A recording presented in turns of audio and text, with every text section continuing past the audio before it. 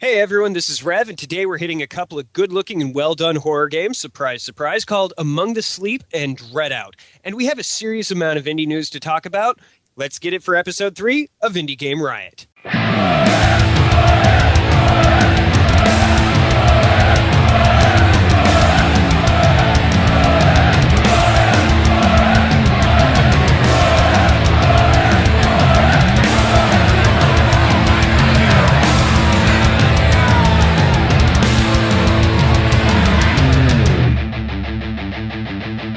Indie Game Riot!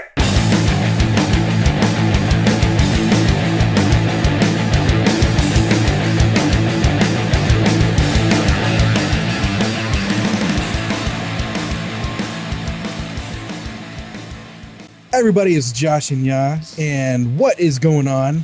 Episode 3, like Rev said. How y'all doing, Tech and Rev? I'm doing pretty good. It's getting hotter, like I said in the last one, and it's fans and everything making it hard to record. That's all you complain. That's all you talk about. I know. Oh, it's getting so hot in here. Hey, I'm a large dude. I have a beard. I have lots of hair. I have to, shave yourself. It doesn't help if he takes off his shirt. Yeah. Shave yourself. And apparently my girlfriend's brother is currently missing. So that's. You said he got off last week's episode. No, it's not bad. It's not bad. Everyone, calm down. He got off his leash. That's all. Yeah, exactly. Actually, and Rev, I'm out of beer. You're out of. Okay, that's your news. Oh, yeah, open a new one. You were telling me a story. Tech wasn't here for that. You were telling me a story before we started the show about you killing my roommate's killing snake? your roommate's steak because killing your roommate's snake. I did not hear this story because of Doom 3. Yeah, okay. So, as we firmly established, Josh was concerned because I have issues with horror and suspense. He's like, it's kind of big in the indie world right now, and so as we're doing more and more of these, and once you get a computer that can, play games beyond simple Flash things, are you opposed to playing through these and kind of getting an idea so you can give better feedback and stuff like that? And I was like, well, yeah, just because I hate it doesn't mean I won't play it. Like, I played Doom 3, and he goes, oh, how was that? And he's like, well, I killed my roommate's snake. He goes, wait, what? So what ends up happening, I had just gotten back from a road trip to Texas, and I was living in Utah at the time. Get into the house. It's like 2 o'clock in the morning, and Doom 3 had just released, and there is no way in hell I'm going to put off this game. Why do all your stories that end up in you doing something have something to do with Texas? Well, no, it's not just Texas. It's always off of a road trip. What do you? Yeah. I feel like there's a prequel to all your road trips where you're on you're on cocaine or something and Well, no, I do a fair bit of traveling for a lot of my hobbies, so I tend to measure time based on that. It's like, oh yeah, 6 years ago when I went and got blasted up in Idaho, and then my only hangover ever. Anyways, oh, wow. So it's like 2:30 in the morning. We get home, we unpack the car. My wife goes to bed. She was then my fiance. And I'm sitting in the office. It's a separated room, and I'm sitting in the office. My back is to the door. I've got my headphones on, and the lights are off. And I'm playing Doom 3. And I'm not doing it very well. And then all of a sudden, I'm hitting this spot where I'm hearing these demonic crying, screaming babies in a bathroom. Oh my God. And I'm really starting to freak out. And I know there's going to be a monster coming. And all of a sudden, this snake hits the back of my neck. Oh, and no. I freaked the hell out, grabbed the snake, slammed it into a wall, and then started stomping on it. And I realized that my roommate, and my headphones are still on at this point, so I can't hear anything, other than the game. And then I hear my roommate screaming at the top of his lungs, and I turn to look around I just kind of turn around and check, and he's standing 2 feet behind me going, "You killed my snake! What the hell is wrong with you?" And then he turns we shouldn't be laughing at this. No, it should be because it's hilarious. But you're one of those people that you should never ever scare. It's it's like that one video where they never scare black people. Yeah. You ever saw that on YouTube? He just pops out a trash can and he knocks the guy out. You're one of those people that violently react to those situations. Sometimes. Like, as long as I have time to process what's going on as it's happening, I'm okay. Like, not too long ago, my husband came home late from work, and he's, like, walking through the bedroom, and I wasn't expecting him home that night because he said he was going to stay over at the school that night. And, like, I wake up, and there's this guy looming over the bed, and I can't see his face, and I come up out of the bed, and I'm all set to, like, ruin this guy. And then he turns and is like, no, it's okay, it's me. And, like, my brain's still asleep, goes, oh, that's my husband, not an intruder. Okay, go back to sleep. And, like, apparently I had a 5-minute conversation with him, but I was unconscious for all of that. So as long as I have time to recognize, like, oh, this is somebody that I know I don't want to put them in the... I'm okay. Well, at least you can take care of yourself. Because I mean, in bad situations, I'm good. I'm usually pretty calm and I can take care of it. But when it comes to, like, jump scare type of things, like where it just freaks me out, like, off, like, out of nowhere, I am the worst. Like, you can see it in my Let's Plays of the horror games. Like, there's one, I was playing Outlast, and there's that first, like, really big jump scare where, like, a body falls down when you open a door. And, like, it scares the crap out of me, and the first thing I do is let go. I let go of everything. I'm just like, I'm fucking dead. I'm dead. That's great. Take up a combat sport. That would be my recommendation. Yeah, if you take up a combat sport of some kind, your body trains natural reaction, and your response time physically is fast enough. You can mentally step back and go, this is the situation. That's what it is. Okay, I don't have to destroy this thing. I was going to say, I don't want to put my fist through my computer either. Oh, no. You learn to break it down. Which actually that happened. That kind of happened once. Like another part in Outlast, actually, where I got scared like that, and I like pushed my entire desk like away from me. His monitor slides out the window. Oh, you can see my webcam on the Let's Play like wiggle around. That's kind of like when I was actually learning about the game. I was learning about the game that is in our peep show later in the episode. I'm watching the demo, and I'm my girlfriend's sitting right next to me, and I'm watching it, and all of a sudden I'm like, nope, and I slide my headphones off and just roll my chair back. You put your hands up like, yep, I'm like, nope. Well, what's new with you, Josh, this weekend, since jump scares apparently affect all of us? Yeah.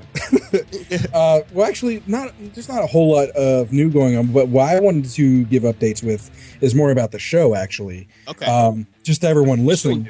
Yeah, well, just to everyone listening is, for the first 2 episodes, I want to thank everyone who's listening.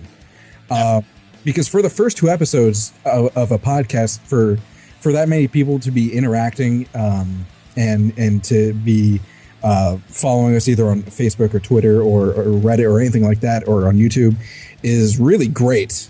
I gotta admit. So it's really making me proud of the show, and I feel like we can definitely help support these indie games and everything like that. And especially another thing that's cool too is that we're already, just after 2 episodes, we've gotten 3 devs, out there who want us to check out their games and maybe give them reviews, which is most of whom have contacted us, not the other way around, and that's really kind of cool thing. And, like an organic game developer, just kind of going through and goes, hey, you guys want to do my game? That's really cool. It's really an honor, actually, and definitely. So thank you guys, you devs that are contacting us and everything like that. And if there are other devs listening, and send us an email or a message or a comment or anything like that, and we can take a look at it. I mean, I can't guarantee that we're going to put it on the show. Yeah, exactly. But usually at least try and look at it because we got a lot of stuff to put on the show. Today is really actually pretty packed full. So, with that said, Josh and Tech both do Let's Plays, and I have contacts through the Let's Play community, and there's ways we can get word out there if necessary. And Josh, you were going to say something, I assumed, about the Reddit. The Reddit, what? For things that we can't cover on the show, there's our subreddit. Oh. nudge.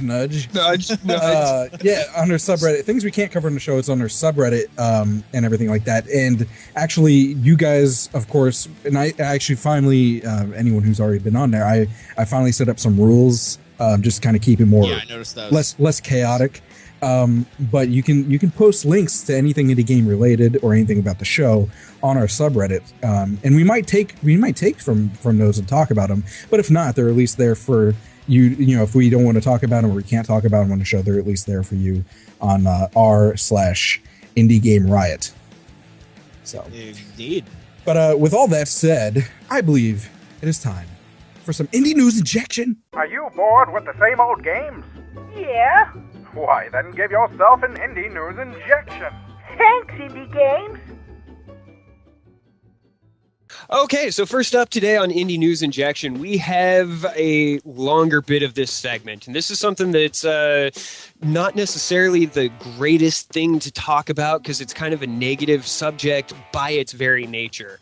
But, hopefully through conversation, we can find out ways that we can... I'm not using that word because I can't pronounce it. Ways we can mitigate the risks of purchasing early access games. And that's why it's important to talk about it. We try not to bring anything negative about the indie game community, but when something like this that's already hurting it, I think we need to talk about it so that way we know ways to get around it. So that way we can kind of avoid it and so it doesn't do as much damage. Yeah. So this kind of came to light just recently, at least to my mind. Although I have heard stories about it going on in the past. But that is, there were a couple of relatively big games that just got pulled out of early access, pulled off of Steam specifically. One of them was a game called Towns. They had sold something like 200,000 copies, I believe, in 18 months. In 18 months. To just make a small correction too, Towns actually has not been pooled. It's still for sale. The developers have abandoned the project. The devs abandoned it. That's right. I was crossing my story. It's not a complete game, but it's still for sale, and they've stopped giving it updates, so it's never going to be complete. That's what it is. Which kind of sucks. It was initially billed as a stable and fully playable state, seeing constant updates and additions of new and exciting features. And a lot of people kind of took that as, it's basically a full game. And then they bought it on Steam for, I think it was like $15. It was $15. Everybody says it was buggy, it was horrible. What was the one quote that we saw? Unless you want to buy an unfinished game and are willing to bite your fingernails off of frustration, don't buy this game. Yeah. And it was still technically in an alpha and early beta, kind of, but it was promised that it was going to be completed at some point. And this one kind of got hit in a two-way slide. The main developer, the lead developer, dropped out of the project and handed it over to somebody else, who also ended up dropping out of the project, saying that he wasn't able, his contract was something like he was going to make X amount of % of Towns, and was just not making enough to be able to live and keep working on the project. So he called it quits. The game is still technically out there in its unfinished state. They're never going to finish it. But, and this is the part that burns me specifically, they're already talking about doing Towns 2. This is something that really pissed me off. And I'm not trying to, pointy fingers at individual devs, but you can't have a sequel to a game that never happened. Exactly. And for all intents and purposes, this game never happened. It was a demo of the game. I want to give them the benefit of the doubt because I don't think that they really mean a sequel. They think Towns 2. I know they said Towns 2. And I know, but I think what they mean is that they're going to make the game they wanted to originally. And they're going to call it Towns 2, and that's what's going to be the death of it, is if they keep calling it Towns 2. So what's the difference then of doing a Kickstarter for a game and then doing another Kickstarter for that same game for a different platform, and doing this where they sell early access to a game and then abandon the game to make That's where it's. That's where it's. You see why I'm feeling the really shady feel on that? No, I get it because it's like a cash grab, and that's what a lot of people are thinking. And I mean, at the same time, though, they had a lot of ambition when they were talking about this, because it says here they were going to put aspects of SimCity, Dungeon Keeper, Dwarf Fortress, and Diablo into this game, and this is an indie. And it looks like SimCity. I mean, let's that's actually, because talking about comments, I actually was reading some of the comments on this article, like people talking about the article, and they said that some people were saying that, give a quote, even unfinished, this game was pretty good, a decent time waster / sim, plus it was cheap. I can't really complain about any time / money ratio. Boo, bleep, and who, internet, you know? Yeah, but at the same time, I think it's and this is kind of I was part of a straw poll that was taken by some of the PlanetSide 2 developers a while ago, asking about whether they should keep a certain part of the map the same, or keep or as the old one, or change it like they did the new one. And about 1,000 people voted, and it was literally a 50-50 split. No matter how, especially if you have 200,000 people who have bought a game, you have one thing, and half the people are going to like it, and half the people are going to hate it. Yeah, you know, and so it's really hard to just sort of playing devil's advocate. It's really hard to make a game that everybody loves. It's just not going to happen. But this also almost happen to Cube World? Are you guys familiar with Cube World? I know Cube World. Happened to a couple of games out. I mean, I don't think Cube World was abandoned, but it's definitely not getting the same updates that it had in the past, and that's why a lot of people moved away from it. I think too with Towns though, I think it was kind of a perfect storm, because I don't think there would have been as many people getting screwed by this if it wasn't for the fact that Towns was one of the first games to be put on the Greenlight program. Yeah, and it got a lot of promotion on Steam, and it kind of went from there. So I think if they had been in present time Steam Greenlight, where there's just a crap ton of stuff, I don't think it would have been 200,000 people. It would have probably been more like 20,000. You know what I mean? Right, and because this was released before the Steam Early Access, and so people didn't really understand that this was an unfinished game. They sort of thought, this is a game kind of like Terreria, which we're going to be talking about later in the segment, where it's a finished game, but there are going to be big updates, or like Minecraft at a certain point where it's a finished game, but there are going to be updates. Because the whole Greenlight thing hadn't really been done before. That's a good point. That's a good point. But I think even with that being placed in mind, there's a certain culpability that comes from the creators. Right. I mean, when you can massage the expectations of your audience. It's definitely possible for a developer, and granted, nobody ever wants to say, hey, my game's a buggy piece of shit.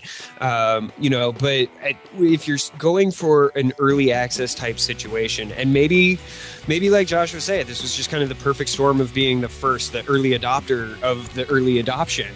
But when they say that it is stable and fully playable with it's kind of misleading. That tells me that that's a fully released game. Yeah. Yep.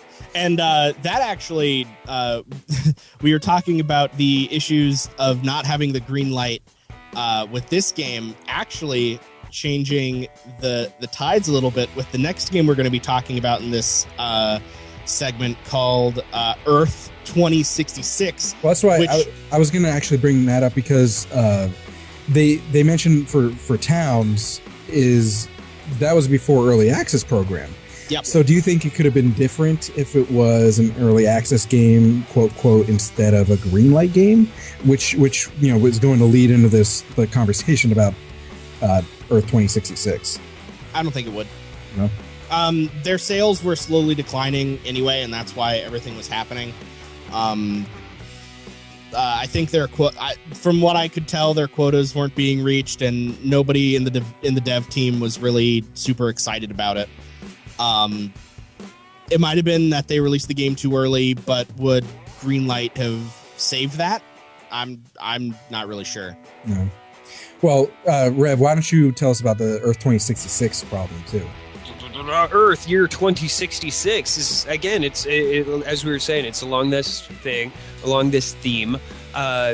was greenlit on Steam earlier, and it seems to be, like, just from the description of the game, it sounds like something that I would enjoy.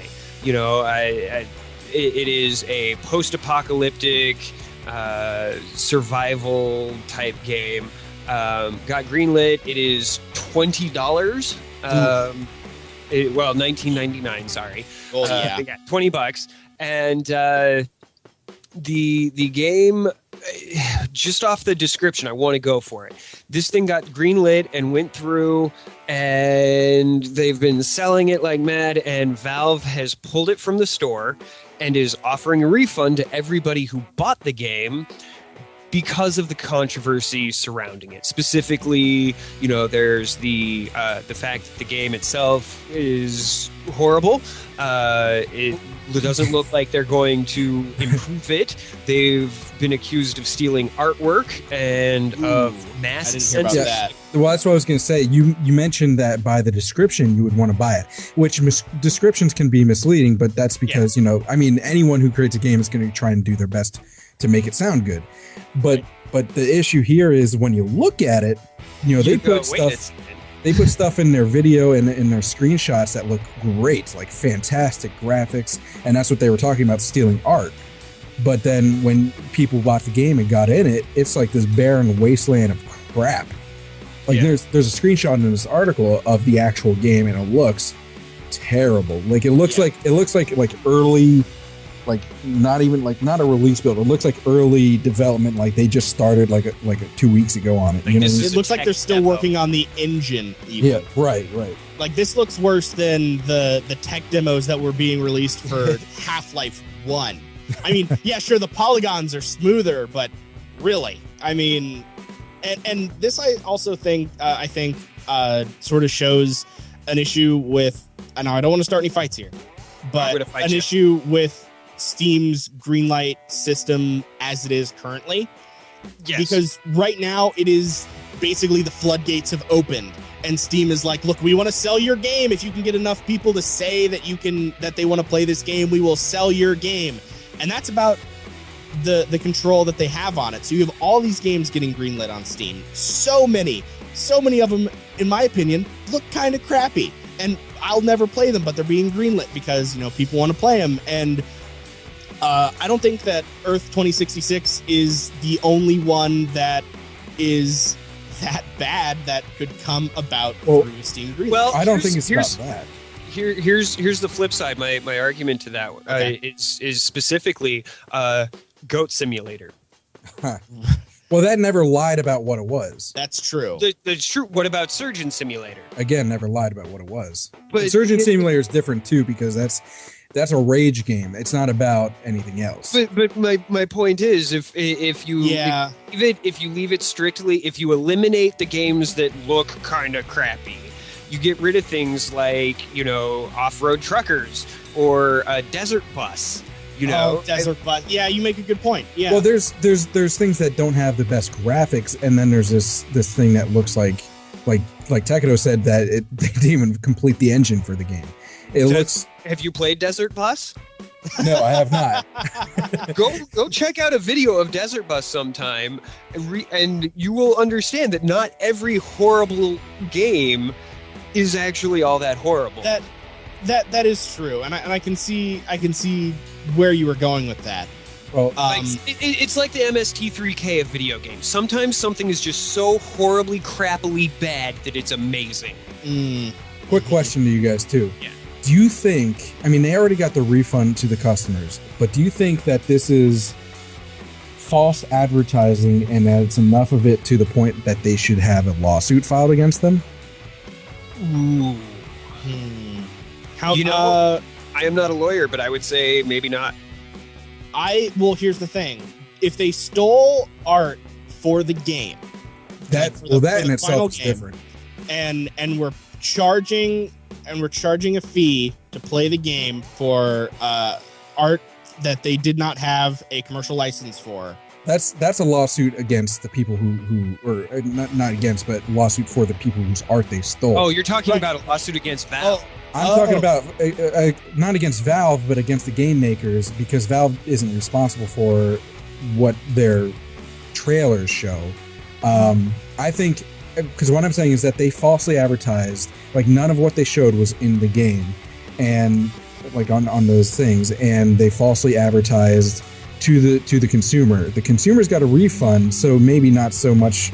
Maybe the lawsuit can't be done now, but I mean, really, when you think about it, false advertising in any other situation like that would there could be a mass lawsuit with all the consumers who bought the game against that developer.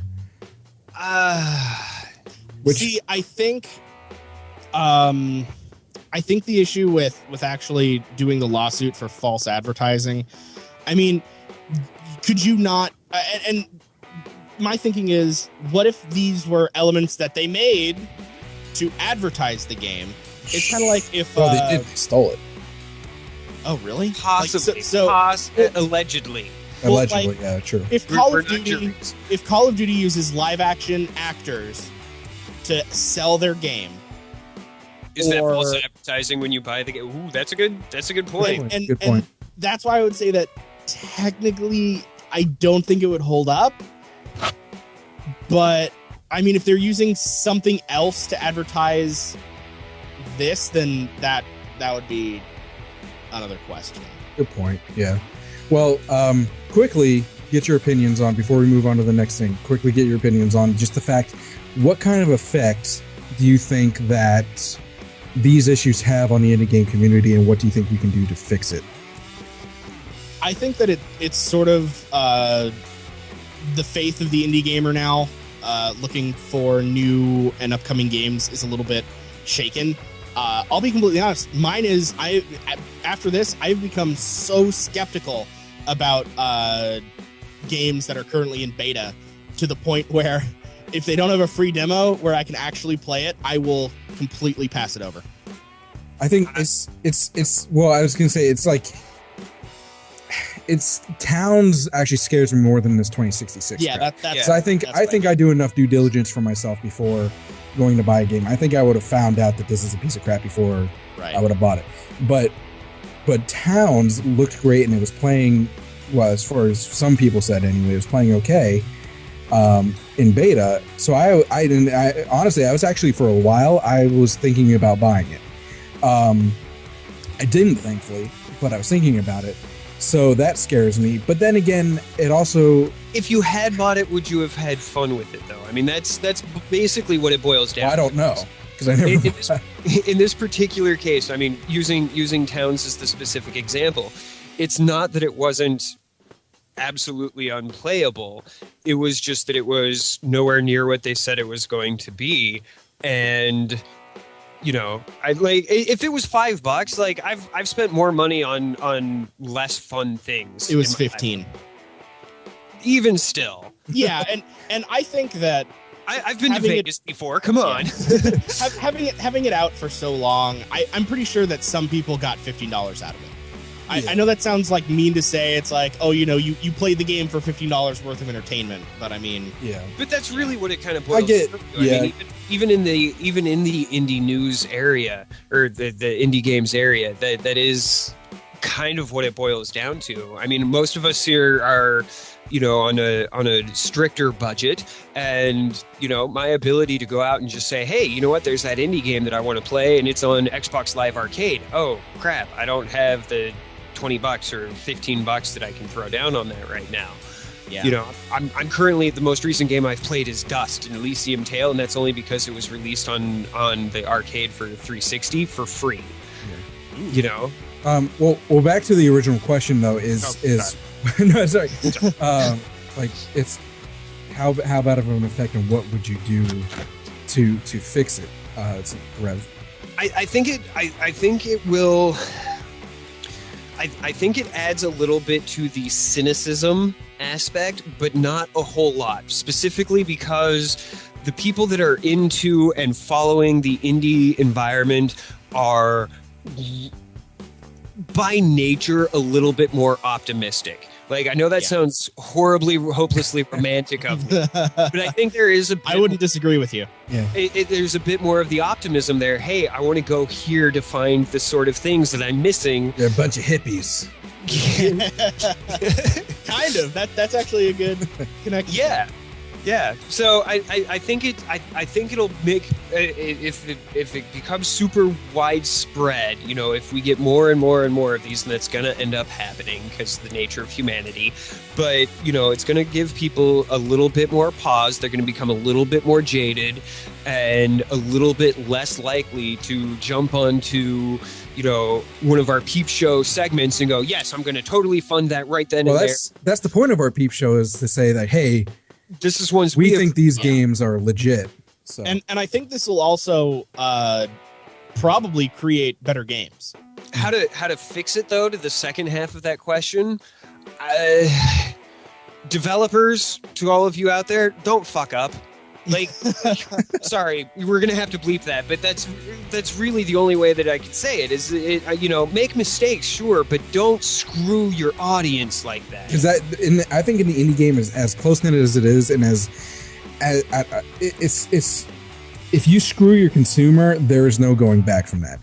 Yeah. Towns is never going to. I don't think Towns developers are going to ever recover if they want to make another game, because the indie game consumer, the indie game gamers, are going to remember that, and they're going to be like, no, because they screwed the pooch on Project A.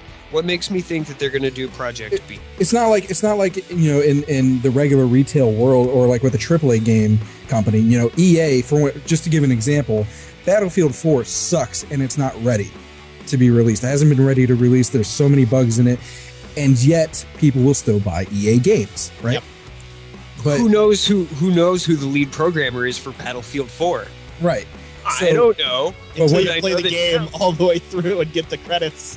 You know, but I mean, AAA games have the downside and the benefit of having a very large team. So, you know, the indie game, the indie developers, you know, you've got a small group. We know the lead programmer, the original lead programmer of Towns is Xavi Canal. And, you know, his name is now forever attached to that. It is tarnished. And anybody that does a search for that, you know, a potential job, you know, he's going into game development, and you know, he's applying for Ubisoft Montreal or whatever, and they do a quick Google search for Xavi Canal, and they come across the fact that, you know, he bailed out on his game and then called it quits. And, you know, how is that going to look to them and his character? All I have to say, I'm not bashing. I do need to say that because that came out really, really harsh. Well, Xavi, if you're listening, I don't despise you as a human being. I don't despise you as a game programmer. I think you made mistakes, and it's a learning experience, and you can come back from this, but it's going to take 4 times the amount of work. This isn't a Phil Fish incident. No. Wait. So, I mean, he did no wrong. Before moving on to the last piece, just as a last word on this, I think that these types of incidents should not, and I don't think they will, affect indie devs. I don't think it should affect indie gaming growth. I think people who are buying it have faith in the company, because, like we were saying, if these things happen, these developers are probably not going to have the trust of the indie game community again. So 9 times out of 10, you're going to be safe, I think. Yeah, it's a problem that sort of fixes itself. Yeah, and you know, they took themselves out, and it's done. Yeah. It's done and over with. You know, $15 is $15. I know it sucks, but it's just $15. So it's done. Okay. Quickly, probably going into developers that do update their games. I've been saving that one, guys. It's good that you laughed at it. Oh. On a lighter-hearted note, lots of new games have gotten major updates. We've got Don't Starve, Terreria, and Outlast. I'll let Rev take it on and Don't Starve because I don't play it. I don't play it either, but I watch it. Oh, okay. Well, Rev knows more about Don't Starve than me. I know about Don't Starve too, but he's the one that put the story in. So. Oh, gotcha. Because I'm the one that reads my news. I'm the one that gotcha. So for those of you that play Don't Starve, they don't do multiplayer. Yeah. And they just announced that actually they've brought some people onto the team. That was apparently less funny than I had it in my head. They brought some people onto the team, and they're looking for later this summer to bring you a 2 to 4 person co-op or challenge mode in public and private matches. That's gonna be kind of cool. It's actually going to be an expansion to Don't Starve. It'll be called Don't Starve Together. And it's if you already own the game on Steam or by standalone, then you get the expansion for free. If, however, you don't have the game already, once this multiplayer mode gets released into the wild, the base price of the game goes to $20 instead of its current $15. So go buy it now. Go buy it now if you're interested in it. Watch a couple of Let's Plays. I'm going to pimp Silver Edge Scientist a little bit there. He's got some really good ones on there. But I've only ever watched Yogg's cast. Oh, yeah. There are a few people. There's 6, I should say, not. Yeah. You know. Yeah, no worries. But all of this is technically liable to change because it's still an announcement phase, not the, hey, we're releasing it this week type. But it's not going to affect the single player, and nothing's forcing you to it's not going to be hitting you up going, hey, you've got to buy the multiplayer in order to keep playing. Like, they're doing this release correctly from what it appears at right now. The alpha will be available. They're aiming for late summer. Cool. Jinx. Darn. I guess I can't talk about Terraria's new update then. I'll just punch you a bunch of times after. Gotcha. Well, when Terraria updates, you get a lot of cool stuff. And there's so much stuff on here that we could make an entire episode, the most boring episode of Indie Game Riot ever, talking about everything that changed. But we're talking new art, new textures and graphics and everything. Gameplay mechanics have been tweaked a little bit. Better NPC rewards. New spawning mechanics for certain. Spit it out, man. Oh my God, what is it? Monsters. Certain monsters spawning different. Mobs. I don't mobs. That's what I cannot believe why that totally lost me. They have Pixel Piracy crossover content. If you guys have played Pixel Piracy, I haven't, but it looks really fun. I have Pixel Piracy. It looks really fun. It's hard. Oh yeah, I'd imagine so. Roguelikes tend to be. And then you also have lots of new potions to craft. A lot more just items that you can get. And when I say a lot more, I mean like there's just a big mass of bullets of just stuff, just new stuff. And there's new music, and it's been optimized. And they fixed so many bugs. So many bugs have been fixed that it's just like, I've never even seen any of these. I've never heard of these, but they're fixed. You and I got to play this, and you got to teach me because I suck at Terraria. All right, we'll do Rev, that. Whenever you have a new computer and have Steam and have an online life again with games, then you should play with us, I think. Oh, I have Steam, and I have quite the library. I just don't have the computer to play on it. Oh, okay. Well, last piece of updates is actually having to do with Outlast. It's not really new news, but we haven't mentioned it yet. Outlast has come out with its new DLC, which is called Whistleblower. If you guys, spoiler alert, shut your ears for the next 2 minutes or so. But Outlast, if you guys don't remember Outlast, the protagonist found notes and said things about some guy had tipped him off. The guy gave him the scoop, right? So this game is actually taking place before the original game. It's a prequel. This is Outlast Whistleblower? Whistleblower is the name of the DLC. Okay. Right. And on top of that, just a quick thing too, they added a difficulty level to the main game as well as the DLC, so that's interesting. I about crap my pants already. I don't need a harder level. But it's taking place before the events of the main game, and you're playing as the guy who gave Miles the scoop. His name is Wayland Park, and it's pretty terrifying because if you imagine the amount of scares that were in Outlast, which was a full game, right? Took me about 20 episodes to do a full Let's Play of it, but this is a DLC, meaning it's going to be probably shorter.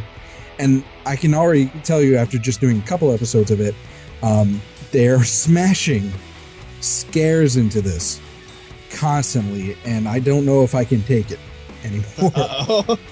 Rev, don't even watch the Let's Plays at this point. I feel like it would torture Rev. Is Rev dead, by the way? He might be sick. He might be coughing. No, I'm sorry. I was coughing. I'm getting over that. I I was laughing in all of the appropriate places, but it kind of was. There was a lung in the throat. That's really funny. Yeah. I know it'd be torture for you, but I wish I could see you play these games. Maybe one day. Maybe one, I want to see it. Webcam off the distance, and I will sit in the. No, I won't. Never mind. But it has to be an Oculus version. I don't think it's supported in Oculus, but that would be pretty terrifying.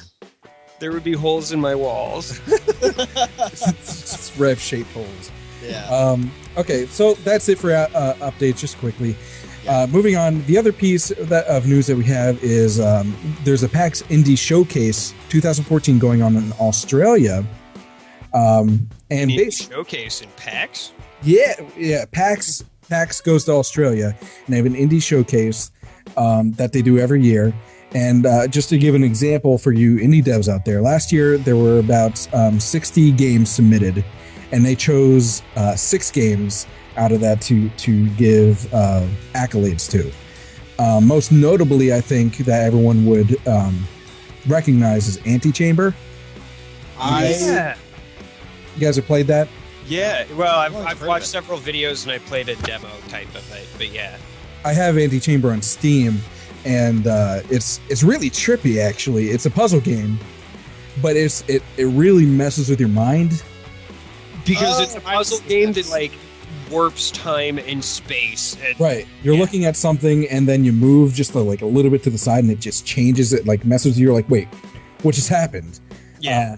So that's probably the most notable one. So these are the kind of games that gets submitted to that. So if you're an indie dev, especially one in Australia, or if you're one that has the resources to fly to Australia, you could submit your game to PAX Indie Game Showcase 2014 before July 21st.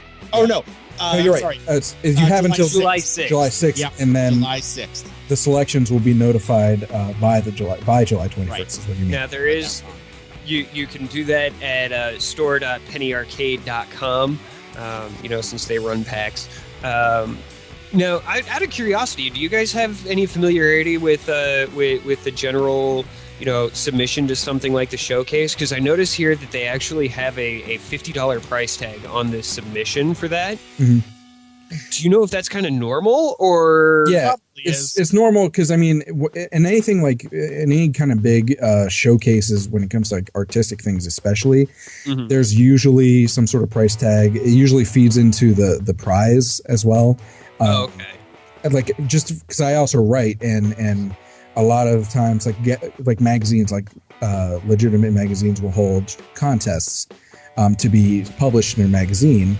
And you have to send, 10, 25, depending on how big the magazine is and how big the contest is. And I've participated in a lot of film festivals, and, you actually have to, it's an entry fee. And yeah, exactly. There's an entry fee, partially because, there are a lot of fees that they sort of have to do, and, people still have to make money. But, the judges are, even if they're donating their time, and like if there were 60 games submitted, that's a lot of time. Yeah, it's a good point. I was just curious. Yeah.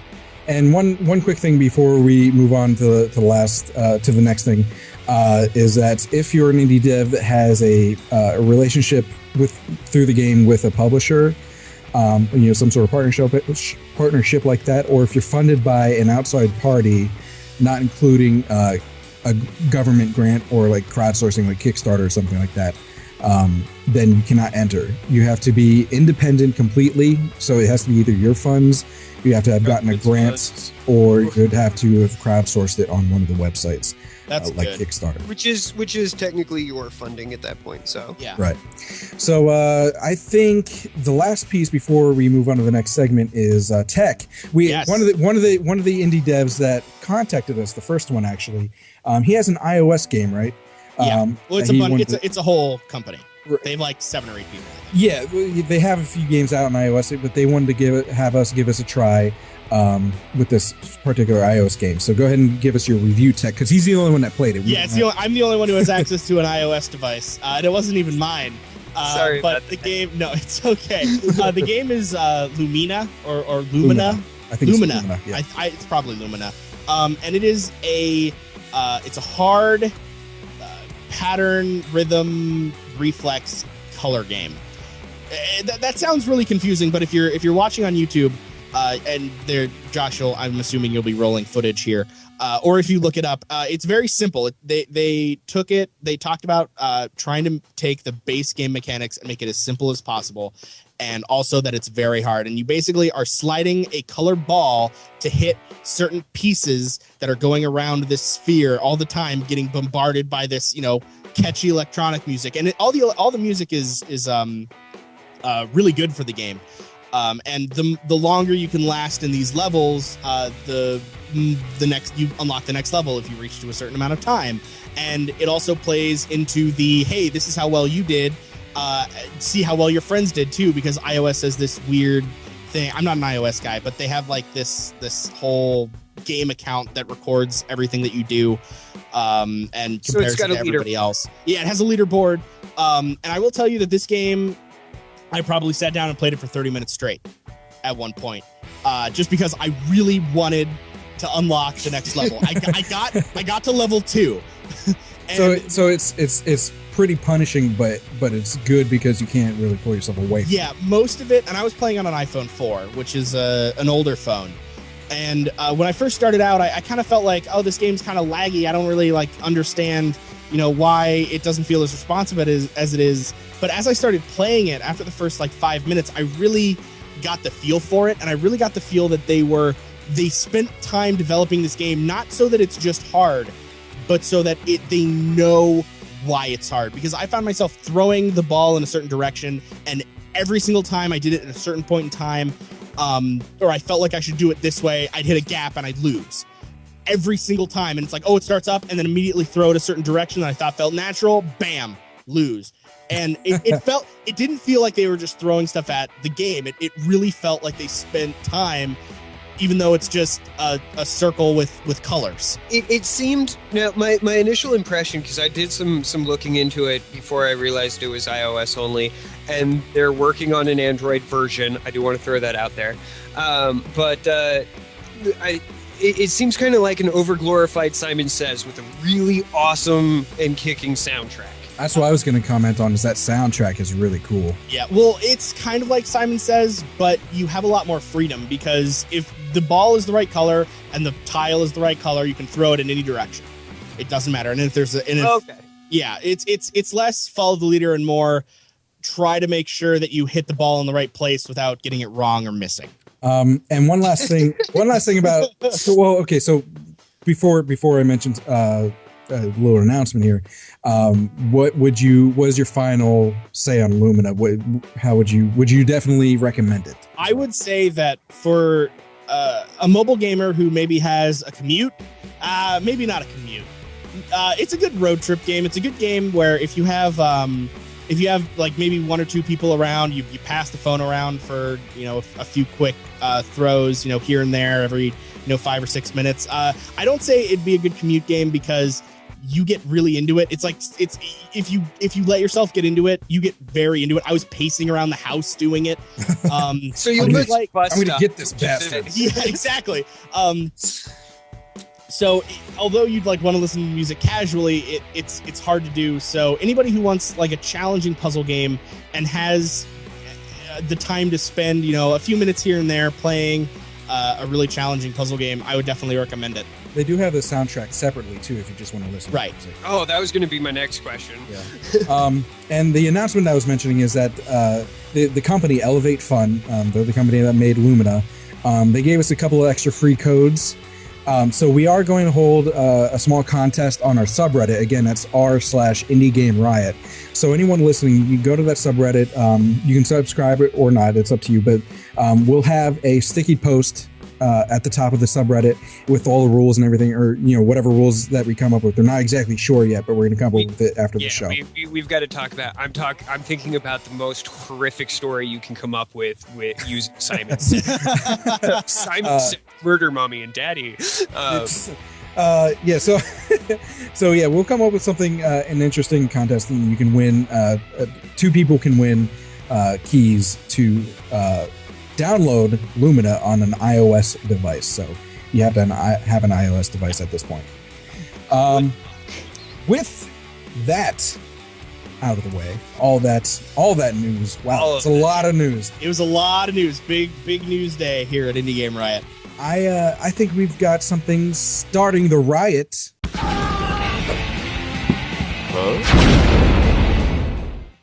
And this week, the game that is starting the riot is a horror game that there's been a demo that's been kind of floating around on YouTube popularly for a while, but has just been fully released on Steam. And that game is called Dreadout. You guys looked into this, right? Very slightly. Looked at it for the show. I looked at it long enough to say that it was a horror third-person thing, and I went, "Yay, another game I'm never gonna play." You looked at it long enough to say, "Nope." Yeah, I'll give it a try someday. I will say this game looks a lot like a game that was on Xbox a while ago. That was like a Japanese themed horror game, but this is very Asian. It's very Asian. Has a very large Asian influence. As a matter of fact, right. It's actually the company. So racist. The company is called Digital Happiness, which is kind of ironic based on the game that they made. But it's actually based in Bandung. I'm not sure if I'm pronouncing that right. Rice? God.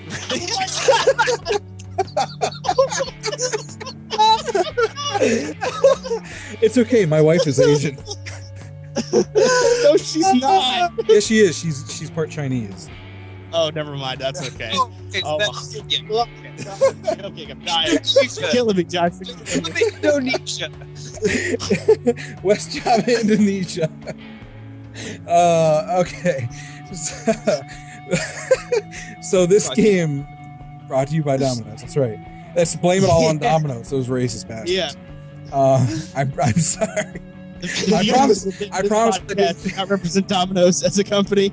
I promise I did not try to do that. Anyway. You should bleep it out in post and make people think we said something really bad. Oh, no. All right.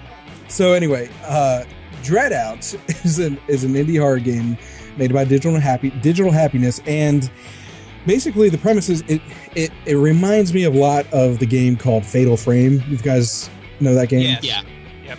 You're using a Rated smartphone. One of the scariest games ever. Right. You're using a smartphone in the same way that you use the camera in Fatal Frame, and through that you can see you can either fight off or see like the various baddies, I guess you would call them, and it's I don't know. It looks completely terrifying, and I've watched someone play through the demo of it, and the graphics honestly aren't that great. And I'm not a big fan of the I don't know what to call them anime, but they are. There's like kind of like an Asian, like I said, there's an Asian influence obviously in the way the game looks. Like Tekido said, you could tell. Yeah, it's very Asian, and not even in like the characters are Asians, haha. But it's like the way that they're modeled and the way that everything looks. It's the modeling of it. I mean, yeah, and I will say that the modeling looks pretty good. I haven't seen any actual. I'm only going off of like screenshots and stuff. But I'm personally not a big fan of the art style. Not to say that it looks bad. I'm not. I'm personally. Yeah. I keep bumping my microphone. I'm personally we don't hear it. a fan of it. Yeah. So basically, I think that. Oh, go ahead. Sorry, go ahead. No, you go ahead. I think that if this game wasn't a horror game and it looked like this, I would probably have a lot of fun with it. So you don't like horror? Like I can see they're not my first thing, but I can see myself getting into a game that looks like this if it wasn't so scary. Mm-hmm. But that's basic, and there's also a puzzle aspect to this, by the way. Yeah, I was gonna say my fear for this is just based on what I'm seeing on the website is for me, I'm not a big fan of the hyper anime-esque girl in distress trope, or Hime and Bleach or I don't know if she's really in distress though. I think she kind of takes a more that's why I said that's my fear. It's not I'm not getting I'm not really getting that vibe. The description says, she gets these powers and that's what's helping her save her high school group and solve the puzzles, etc. It doesn't strike me as being that schoolgirl in distress type situation that irritates me when I watch it in anime. So I would be willing to give this game a shot personally. And just to give real quick, just to give a list of the features. You're in an Asian Indonesian setting, according to the website. You're going to obviously go up against these supernatural monster ghost type of things. It says that you're going to battle them. I don't know if that means that there's a way to actually fight them. I think there is with using your smartphone. Like I think the light, maybe like if you take a picture and a flash. Well, it says that Linda, the main character, is going to have unfamiliar powers emerging within herself. So whether that's demon possession, her superpowers. There's also puzzles that you're going to have to solve to get through the game. You can switch between first person and third person view. I think to get them. That was a question I had. I think that to get through to have the full horror experience, I think first person is the way to go. It's more immersive. Especially with Oculus. I don't think it's Oculus compatible though. Not that I see anyway. And then it's got a storyline, so it's not just a point A to point B. And you can there's an unlockable wardrobe that's where it gets me. That's a little bit like there's an unlockable wardrobe for the main protagonist, and I'm like, hey, you gotta have your collectibles. You gotta have your collectibles. Collectibles are one thing, but on that's the like internet for that sort of thing, guys. You can dress up girls on the internet. Yeah, you go. Well, yeah, no. exactly. I mean, come on. You didn't like doing the collectibles in Assassin's Creed. That's true. It gave you an unlockable wardrobe. I never cared about them. Oh, okay. The collectibles were kind of fun, but I'm not a person to be like, oh, I gotta get them all, especially in Assassin's Creed, where it's just really hard. But no. I'm not get them all, but it does give you a bit of that really cool, like, ooh, that was an award when you just found something, and much like real life, when you get a job and you get a paycheck and you're like, ooh, I just bought a 52-inch TV. You get that big rush. Yeah. I've never bought a 52-inch TV. It's a dream, all right? But, it's like in game you get that same thing, like, oh, hey, due to my incessant clicking around in bushes, I just got a new hairband for my character. And some people really get into that sort of thing. My wife plays dress-up games. Like that's what she sits on Facebook for hours pressing a button so that she can unlock a new top to go with the skirt. I might, stick a fork in my nose if I had to sit there and watch that. I'm going to do it time. But, moving on about Dreadout, not just naysaying on it, but Josh, have they got a rating for this by chance? On IndieDB, they're number 5 out of. I meant you mean like in age rating? Yeah. Well, 17 plus because there's a lot of violence and it's really intense horror and apparently some minor nudity. Yeah, it's an adult game, and from everything I've seen out of the demo and from what everyone's been saying about it is intensely scary, especially if it is really similar to Fatal Frame because like you said, that's one of the scariest games of all time by most people's standards. So, there is that. And I don't know. I'm thinking about maybe doing a Let's Play of this once I'm able to get it. I'm not sure. I'm not going to. I'm not doing I'm it. not sure. We'll see. I'm not a horror game guy. I have a hard enough time with Outlast, and I can't and I've thought about doing Fatal Frame as well, like through an emulator or something. Yeah. But I whipped out playing Amnesia, and Amnesia isn't that bad from what I hear. It's got its things. It's different. But any other questions on Dreadout? How much? How much is it going to cost? How much is it going to cost? None of your business. Oh, okay. Fine. Yeah. It seems that they have yet to release that. It's hopefully going to be. It's on Steam. It's on Steam, but I don't have Steam. Oh, is it? It's $15. There you go. Thank you. Really? Oh, in which case this. I won't try it, but if you want to try it, $15 for a 3D horror game, hell yeah. I think from the looks of it, I think $15 is well. 15 duck. God, I can't talk. 15 ducks. 15 peking ducks. That one I did. Okay, I'm done. Okay.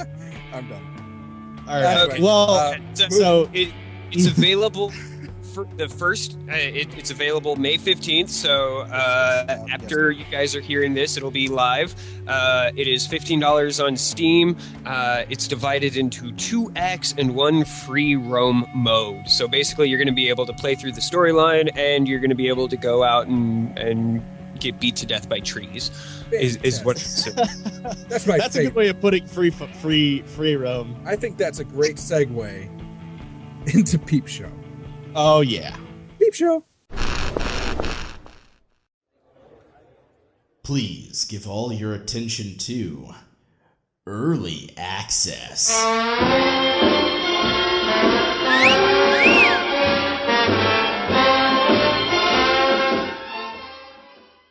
All right, today on Peep Show, we're talking about yet another horror game that I'm probably never ever going to play. It's horror week on Indie Game Riot. Yeah. First, enable terrification. First, scary news about games stealing your money, and now scary games. A scary game. This one is actually I really, really like the idea of this. It's called Among the Sleep. Made by Krillbyte. They're a bunch of developers out of Norway. Krillbyte Studios. They're making Among the Sleep. And why is this game interesting? Well, to start off with, you're a 2-year-old child. There's not a whole lot of games done from an infant's point of view or a toddler's point of view. I think that's really Definitely. And that's actually kind of a draw. I've been watching a couple of videos of the gameplay that's already been released, and I don't see anything that really jumps out at me as an adult and goes, holy cow, this is horrible. Now, I haven't watched a whole lot because, me and horror, but like you're playing from a toddler's point of view in this game, and just how creepy the adult world really is. Like, there's a talking teddy bear, and obviously this is taking place in the kid's imagination, but the teddy bear is like dying. Go ahead. I was gonna say, or is it? Or is it? I'm pretty sure it is, because I was a kid once and I had an imaginary. Yeah. Unless you had a Teddy Ruxpin doll, and that thing could actually talk to you. So or the See and Say, where it just talked like the devil. Oh my god. One thing that I'll say about watching footage from this game is that it made me oddly nostalgic about like being a little kid and running around the house and seeing like the tops of the edges of the countertops and not being able to like see on top of them, and like they really captured that feeling of you being really small, but you feeling more small, not the world around you feeling too big. Exactly. Right. Kind of, like, because you've played games where like the game is huge. It's like, oh, that chair is comically large. Haha. Whereas this actually is like, that looks like a real chair. And this looks like where a plug would be. And I think it too, where it kind of gives you that feeling.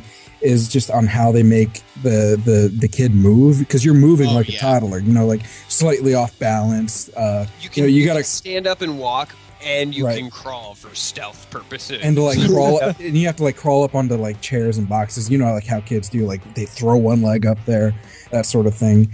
And you have to, in order to open a door, you got to climb up on a stool or drag a chair over and open it, because you're too short to reach the doorknob. Right. And then all of the text in the game is some really odd language, and you can pick out like a few letters that you might know, because you're 2, you can't read. Yeah. I think one of the things that really intrigues me about this too is the amount of mysteriousness surrounding it, because they haven't. I mean, there's a demo out and it's available on Steam. The demo, because the game is not available yet. It's on pre-order, but the demo is there for you to play. And in the demo, it doesn't really show a whole lot of. I mean, there's scary moments, but it doesn't really show a whole lot of what's really out there to be afraid of. Yeah, and as when you put yourself in the mindset of a 2-year-old. The walking unknown around the house at night is kind of scary, right? And everything, your imagination starts acting up, and the unknown, like there's you don't think like an adult with reason, so the unknown just becomes this just horrible, like it can be. What is going on downstairs, causing that flickering light, and like I said before, like you start watching this and you're like, oh, okay, whatever, but then your crib gets turned upside down and things are moving without anything touching them, and it's like all of a sudden you're not like, oh, something scary is out there doing something. It's like, I don't know what's going on and I'm scared.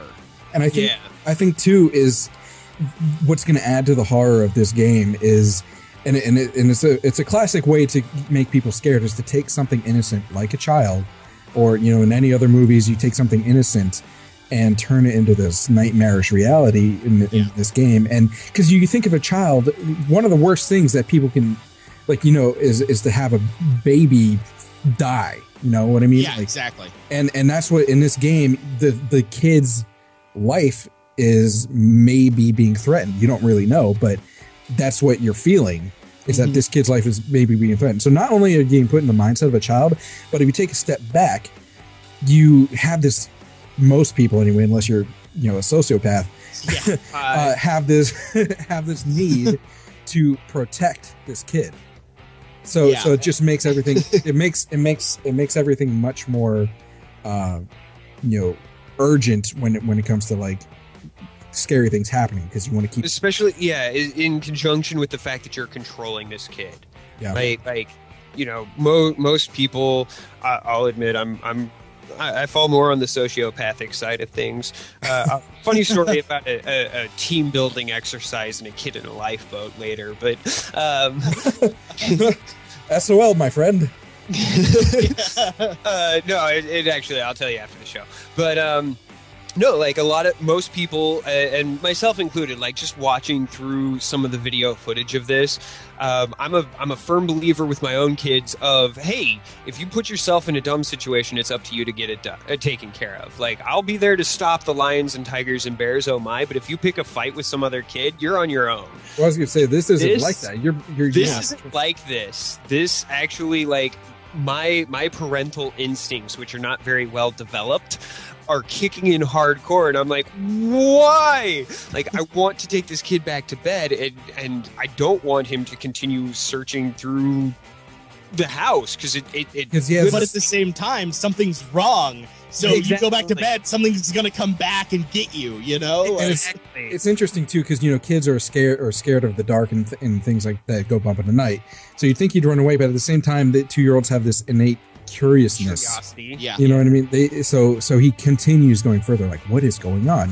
And they don't really have a fully developed fight or flight type of instinct yet. Yeah. So they see something that might be dangerous. That's why you can't let a kid go walking down the street, because they might go play in traffic. You know what I mean? Yeah, exactly. So because they don't know any better. So in this case, he sees something. He doesn't really. It's kind of scary, but he's curious enough to keep going, and you kind of just want to pull him back. And I think I have a daughter and a son on the way, and I think that's going to even hit home even harder for me. How old is your daughter, by the way? She's going to be 2 next month. Oh, okay. no. So at the age Right of there. the game. Right. Yeah. See, my kids are turning 8 and 7 this summer. So for me, it's a little bit less so, but still, like I'm kind of going. Wait a second here. Mm-hmm. Yeah. And I think going back to the whole like, oh, you know, you walk as a toddler and you stumble and you crawl. And some games go the route of you're some invisible person and that adds the immersion because it could be your hands carrying that thing. But you look down and you see your stubby legs and the thing you're wearing, and you crawl and you can see your hands moving in front of your face, and it just sells that you're this kid. Yeah, they do a freaking fantastic job. You're wearing pajamas, and it's kind of funny. I joke about how I never record in pants, but I actually I'm wearing my pajama bottoms right now, and I see no difference. Oh, his pajama bottoms have stars and moons, and mine have Ninja Turtle like emblems on it. Like really, like they really sell the nature of this is a child that is wandering around. And yes, I'm basically saying I'm a man child. Yeah, they just do a fantastic job with just making everything like you're as you're the toddler. It's just the movements, the looks, the behavior, because the challenge of stairs. Right. Oh yeah, definitely. And that's why I think that anybody listening who really wants to check this out, do it, because absolutely. Like, I mean, I don't want to play this game. I do, even though I know it's going to scare the crap out of me. That's the thing. Like, I want to play this game, even though I know I don't want to play this game. Yeah. And it's like it's something that I've never seen before. Has it been done before? Maybe, but I mean, this is what we're this is one of the indie games I'm most excited about. I'm super excited for. I'm this really game. excited about, but and that's why we're talking about it. Definitely go check it out. That was a fantastic link in the show notes. Like Josh said, it's available for pre-order now. It's got some really good reviews out there. They don't yet have a full release date. However, on the blog that the developers run, they are saying that they are nearing an official release date announcement. Yes. That's good to hear. It's coming with they posted it just as of today of this recording, that they're looking at, a very near sign, aka they're implementing the credits right now. Uh-oh. That's so good. It's very close, yeah. So it's not going to be abandoned. It does not appear to be so. Well, anyway, before we end the show, we have one last segment called Free Fun.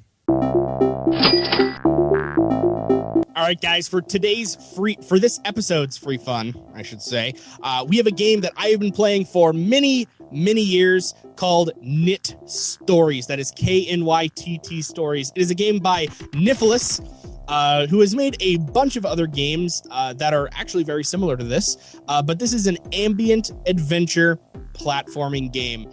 And it is really one of those games where you are given some information, and then you go with it. You go into the world, and some things you won't be able to get to yet, but you can, dive down that big hole. Oh, how am I going to get out? Better go through this path. And it's very simple and very beautiful. The art is very simple, yet very powerful. It's so pleasing to the eye, in my opinion. And the controls are just very snappy, very comfortable. Everything from the jumping to the climbing of walls and the double jump and all the sounds to go around with it. The music in this game is something that I'll go into the game files and just put these in a playlist just to listen to, because the music in this game is great. And not only is this game a really fun game to play with the levels that it comes with, but you can also download more levels made by other people on the site and make your own with all of the art assets in the game through the level editor, which is downloaded when you download the game off the site. And I have spent so many hours making my own levels and making the adventure platformer ambient game that I really would want to play. And that's really fun for somebody who doesn't really know a whole lot about coding a game. Being able to put people in a situation where they're like, oh, I can't get out of this hole. I don't know what's going on. Oh, there are monsters here. I wonder how I'm going to get out. Wow, that pathway just collapsed on me.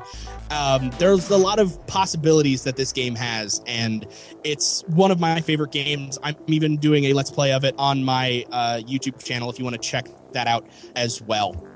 I think probably one of my favorite things, because I watched some of those videos, is how non-linear it is. Yep. Because, I mean, it's linear in a way that you have to get the right power-ups to continue on in the story, but I think it's really cool, like, having to go back and forth to try and find a way to get there, because there's multiple different paths. Yeah, exactly. So it's kind of a Metroidvania feel to the mechanics, but definitely not Metroidvania in terms of what the game is. Yeah, kind of. I really wanted to stay away from, like, comparing it to, like, Metroidvania games. Like, playing it again after not playing it for about a year, I can definitely see the similarities. But when you really play it, you don't really think of it as a, oh, there are a bunch of different paths that I have to do. Better go find this power-up so I can do that. It's more of like a, I can't reach this ledge. Oh, well, better go this way. And then all of a sudden you have these power-ups and you're like, I wonder if I can make it up that ledge. And you try it a few times and you miss, but you're like, I think I can do it. And you do it. And then it opens up this whole nother place that you've never even seen before because you didn't expect it. There aren't necessarily, you could put doors in the way, but the levels that I really love are the ones where it's just more organic. Yeah, it's very like, that ledge looks like I could probably double jump to it. Let's try it. And then there's a mountain with a bunch of really beautiful pink trees on it. Yeah, organic's a really good word, and that's kind of what I felt when I was watching these videos. Yeah. Okay, so it basically, like, I don't have any experience with this particular one. I did play one of the others by this developer, Knytt Underground, and I'm basically getting the same kind of vibe out of that as I did under Knytt Underground. Yeah, and this game can run on your computer. I guarantee this game will run on your computer. Okay, I'm down. I am starting my download right now. It should be done by the time the show finishes. Well, that is Knytt Stories for free fun. Free fun we do every show. Just shows off a quick little free game that you can either download or play on the browser there. With that said, that is the end of the show, gentlemen. How do you feel? I feel pretty good. I think that everything that we said in this show is really important, and I mean, obviously, yeah, toot your own horn, you know, like, no, I'm really happy that we were able to talk about what we talked about especially this episode, because we got into a lot of things that are affecting the gaming community as a whole. And some fantastic games too. Oh, of course. It's such a strong episode for games. Definitely. Absolutely. What just said, I need more beer. Oh. No, it was a great episode, and go on. Well, anyway, if you agree with us, there's ways that you can interact with us or continue getting updates on the show or watch the episodes. Just yell at us. The show is hosted on my YouTube channel, youtube.com/JoshInya Gaming, or you can just search Joshinya, which is JASHINYA. Our Twitter is at IGR Podcast. Yep. I almost said something else, but for some reason, brain fart. But anyway, IGR Podcast. You can tweet at us, follow us there. All the updates get put on there. Same thing with Facebook.com/IGR Podcast. Again, updates get put on there. You can interact with us right on our wall. We have a subreddit that we mentioned a couple times earlier about stuff. Again, it's reddit.com/r/Indie Game Riot, which is where really you can kind of act like a community, all of you listeners together, and get the links to all of the things that we talk about on the show. You can add your own links there, join in the conversations, talk about the show or the things that we talked on the show, all that sort of stuff. So please check us out there, and we're very active there. So absolutely. if you want us to see something, go to the Reddit. We check that daily. Yes. If not more often. I've checked it 32 times. Like, looking at my history, I've checked it 32 times while we were recording. And we have a website as well. It is currently igrpodcast.webs.com. And that, along with an iTunes version, an audio-only version of this show, will eventually get a domain, and then the iTunes version will eventually show up probably soon after that happens. But just give us a little bit of time as we get that situated with our resources. I do apologize. I just recently finished a move. I'm headed out of town this weekend. I've been sick. It is on my priorities list. It will happen, I promise. So, just be patient with that. But in the meantime, igrpodcast.webs.com is our website where you can contact us. Check out our personal contact information and a bunch of other stuff, as well as look at all of our episodes. And finally, you can also email us any comments, questions, suggestions for stuff for the show to joshandyachtgaming@gmail.com, and I'll share anything that has to do with the show or with Tech and Rev with them. Any last words? Only that I look forward to seeing you two and all of our listeners again for the next episode next week. Oh, you suck up. You can't beat that. You can't beat that. That's why I did it. You get a car, and you get a car. I'm going to ditto to what he said. All right. Well, I love all of you. My tits are so perky right now just because of it. Calm them. Calm them. All right. Well, say goodbye, guys. I'll see you guys. Have a good one. Toodles.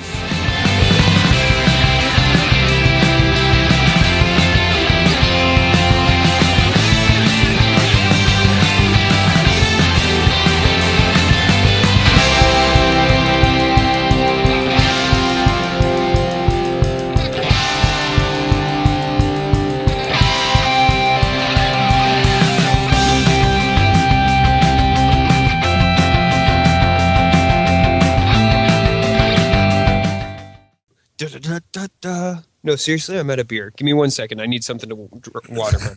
Okay. Whew. Okay, I'm back. I've got some Mountain Dew for me. Cool. All right. Bye, beer.